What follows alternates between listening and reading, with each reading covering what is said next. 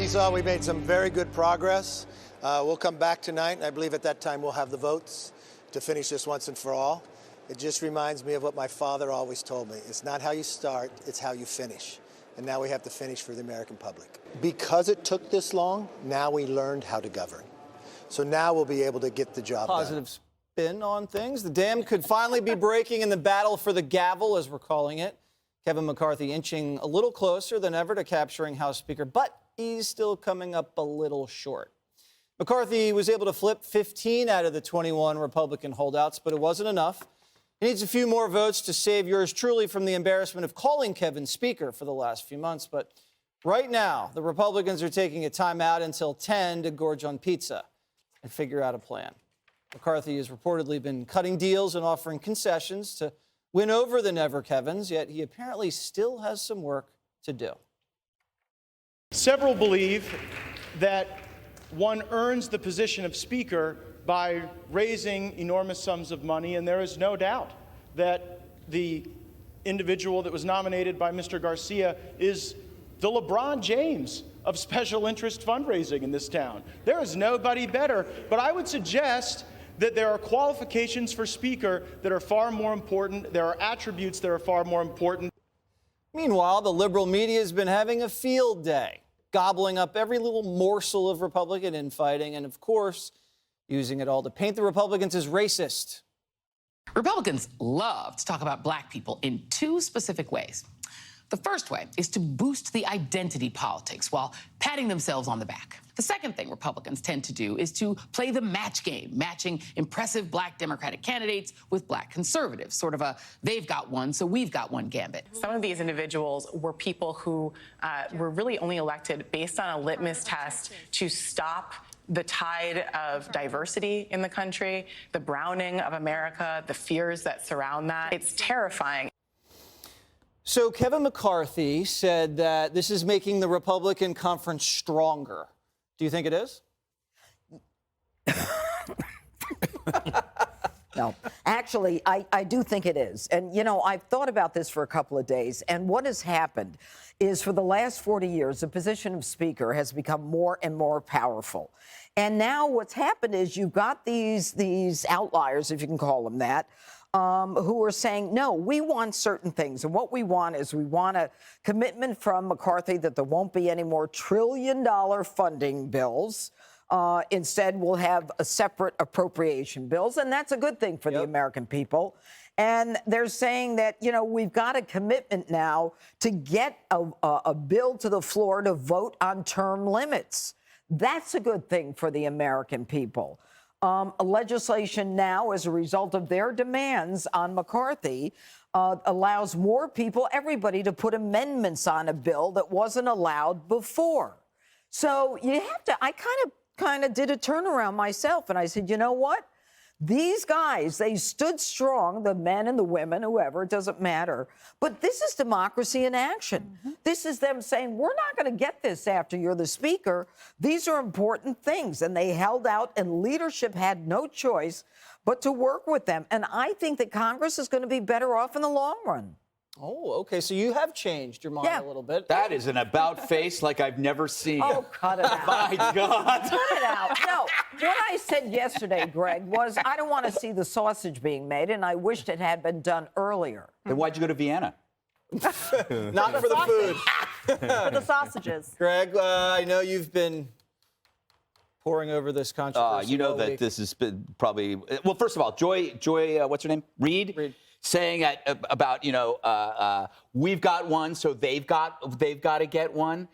How racist? Isn't that kind of like behind the whole diversity, equity, and inclusion agenda is about building up diversity? And so she's now criticizing the Republicans for putting forth a black candidate. And then you have Mara Gay, is that her name, right? She's talking about the browning of America. Remember, she thought that $340 million would give $1 million to every American. Right.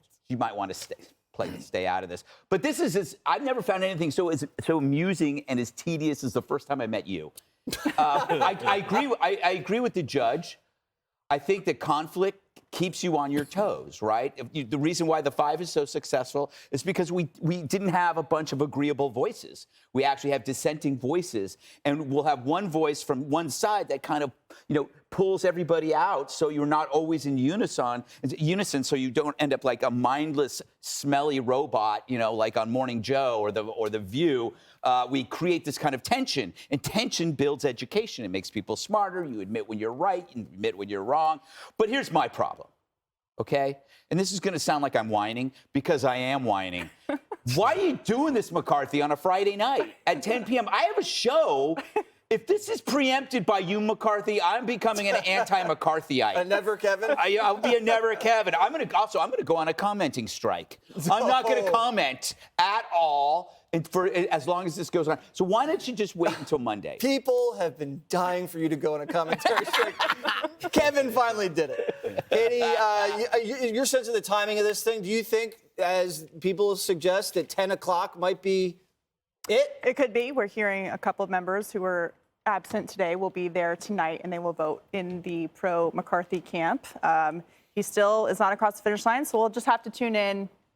Sorry, Greg. I think it's going to happen tonight around 11 o'clock. Who's going to watch this on a Friday night? But I do want to say life? something about the last week. I mean, since voting started on Tuesday, and it was clear from the beginning, and actually going into the vote way ahead of time, months ahead of time, that he was not going to have the votes right away. These 20 Republicans have been falsely accused of having no specific list of concessions that they wanted, no specific agenda that they wanted, that it was all just personal. They didn't like Kevin McCarthy, and that's why they're holding up the vote. Clearly, that's not true. Chip Roy has been negotiating this behind the scenes. They have a whole list of things they've been able to get, which includes putting more of the power in the committees rather than the Speaker's office. If you're going to fund a new government program, you have to get rid of a government program. And Byron Donald said that last week. He said it again today, and he actually switched his vote today, which is progress. And when it comes to the Rules Committee, which is what the Conservatives have been elected to do, Chip Roy insisted that they have enough people on that committee to stop bills that are bad from even coming up on the floor for a vote. So I think what's happened over the course of 4 days, 4 days is not a long time, has been great for the country to see. I wish that not just the election for Speaker were televised like it was, but every single vote that they take on the floor that includes funding things with taxpayer money, that the American people would see that. I know for 2 years they've taken a break because of proxy voting, and Nancy Pelosi hasn't required that people show up for work. We haven't had this kind of debate in a very long time, so it's foreign to most people. But I think it's a good thing, and I think that these conservatives who got these concessions, especially after all of the pressure this week, should be applauded. Let's turn it over to the Democrat here. I'm an American.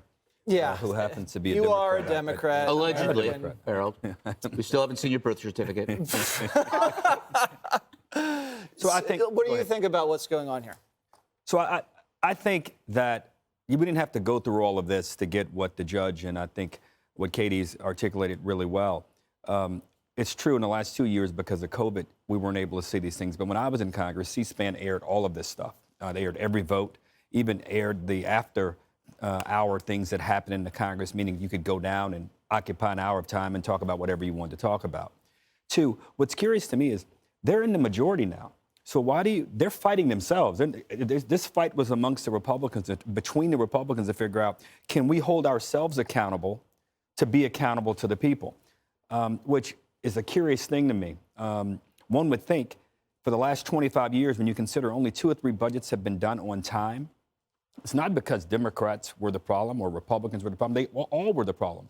So if they want, and I applaud them for this, if they want to ensure that amendments come back into the process and they're voting on the floor, I think that is the right thing to do. We didn't have to do this to do that. If they want to ensure that we don't pass omnibus bills anymore, and the only reason you pass those big bills at the end of the year is because they didn't do their job during the course of the year. So just do your job. To put the country through this is an amazing thing. Now, I'm interested in seeing the rules package when it does get finally drawn up. How many people are going to be on the Rules Committee who actually know what the Rules Committee does? Or are they just there to say, we have this one thing that we're concerned about, and we're going to make sure that this is all that we do? The Congress not only funds the government, the Congress has to pontificate and have vision about what's going forward. And I didn't hear any of that from these guys today. But look, I want them to get seated. I want them sworn in. My party lost. If McCarthy is the person they want, I know him personally. I think he's a nice guy. I hope he's able to manage this group. But I got to tell you, after negotiating a lot of that power from the speaker's job itself, it is a constitutional officer. I do hope that some of those who are so just agitated with Kevin understand that this is the speaker's role. And it's not just going to be here for 2 years. This is a constitutional officer, second in line to be president of the United States. So, hooray! Let's get it over with. Let's get it done, and let's get to work for the American people. Okay, and we'll have live coverage. Do you think the American people are watching? Well. Are they really like broken up over this? Nobody's dying. Nobody's being attacked. This is what politicians do. They National security threat, Greg. Yeah, they just waste our time. I thought you were going on a commentary strike.